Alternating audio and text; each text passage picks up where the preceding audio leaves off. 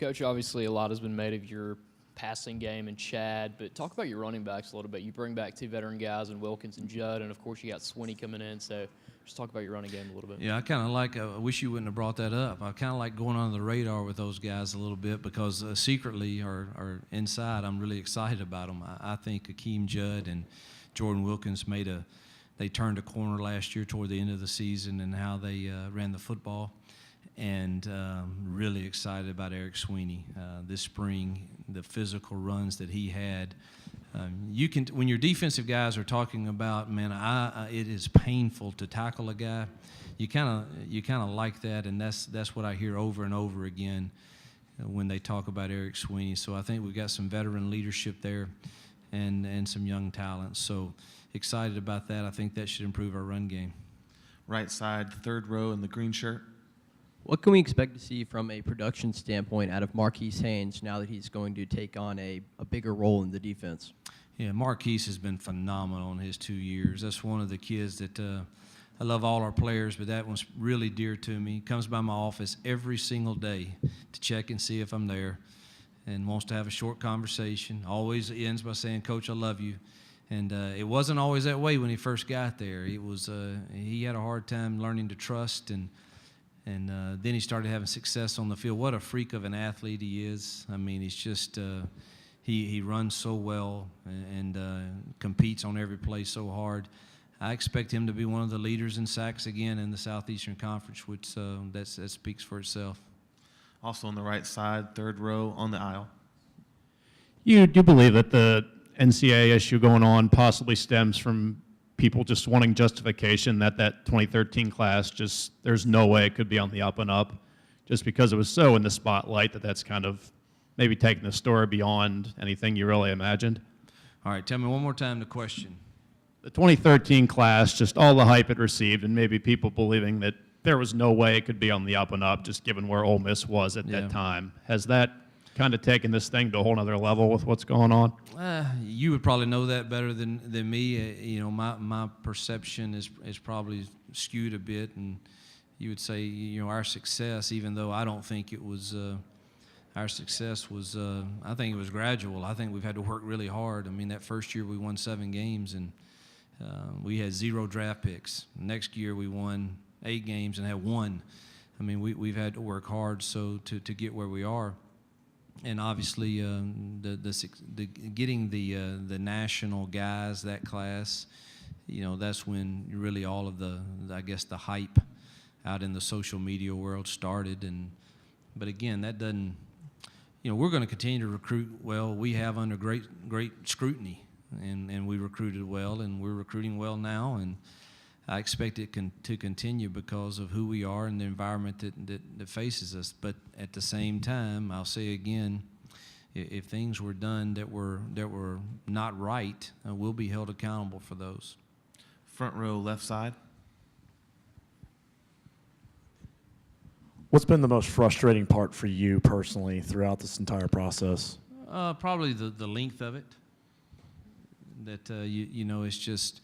And some of it's our fault, obviously. We probably, if we didn't have draft night, we would probably be over, you know, right now. So it's, I don't say that but not being in tune with where everything is, and really just not knowing. Sometimes if you sit around and you think about, man, I really wish I knew where we are in the process. Sometimes that can get the better of your mind. Fortunately, I don't let that happen too often.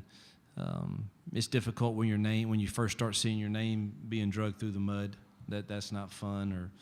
But you kind of come to grips with that, and you know who you are, and you know what you stand for, and the people that know you know that, and your players know that, and that's the most important thing. And then you know that really the day that really matters is the day we get to share our side with the Committee on Infractions. So, but I guess the most frustrating thing is just the length of it.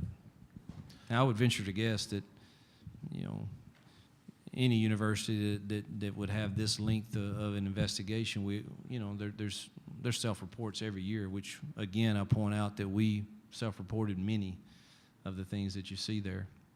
Right side, second row.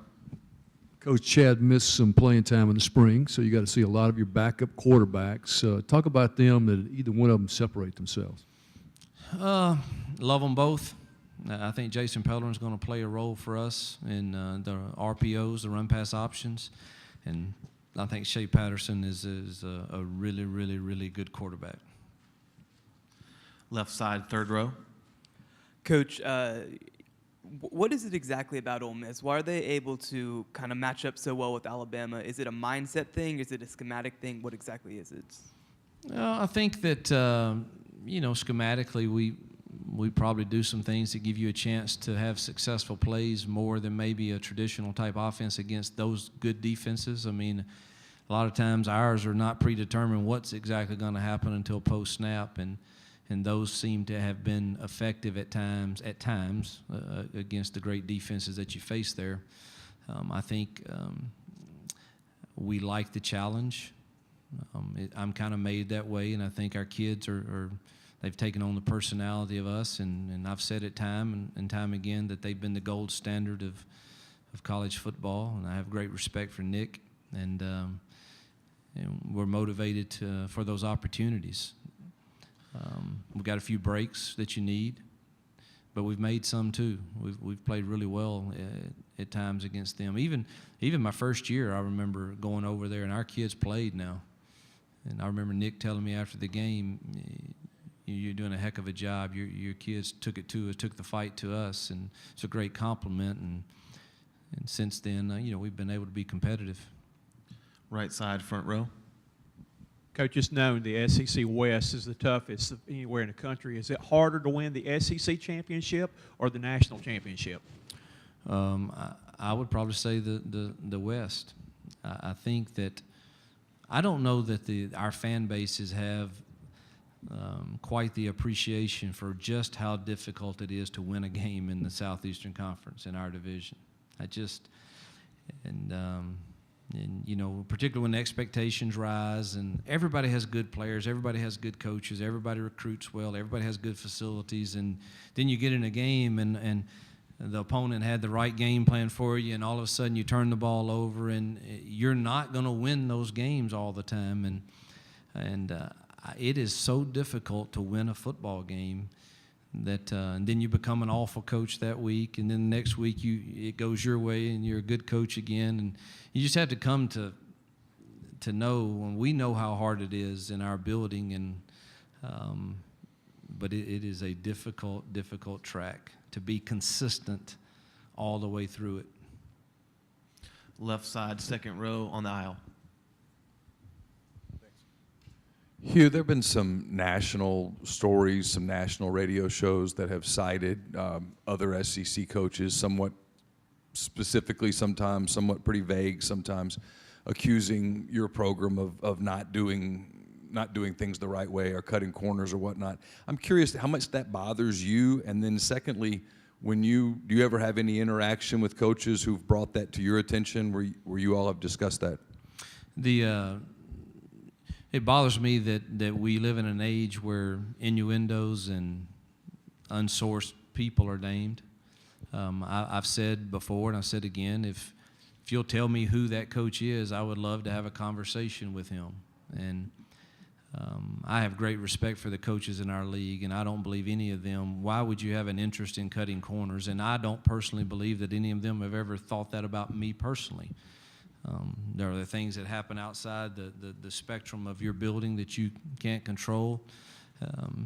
We'll find out and be held accountable for those. But no coach has ever. Matter of fact, most of them have. Hang in there, man. We know what you're dealing with. It could happen to any of us. Those type things. This too shall pass. So I'm not sure what to make of that, but I've kind of gotten past all of that. I mean, I like all the coaches in our league, so I'm not sure who they're referring to. If they'll tell me, I would love to go have a conversation with them. What was your second question? It was answered. Okay. We have time for one last question here on the left side. Hey, Hugh. Hey, Dennis. Following up on your previous answer about the SEC West, as one of three people walking the earth who have beaten Alabama twice in a row, how did you view Les Miles' November when he went through all that job speculation last year? Hated it for him. I love Les. He's my daughters like Les, and he's always kind to them, which you're kind to my daughters. You usually I have a fondness for you, and he's been very, very welcoming to me in this league. And I, again, know how hard it is to win consistently in this league, and to see people like Mark Rick and Les Miles that have been really consistent throughout the course of their career at places. I mean, we live in a society that wants results right now. They want punishment hand down right now. They want everything wants to be right now, and you know, and we're kind of a product of what the creature we've created, and it will happen to all of us, but before it's said and done.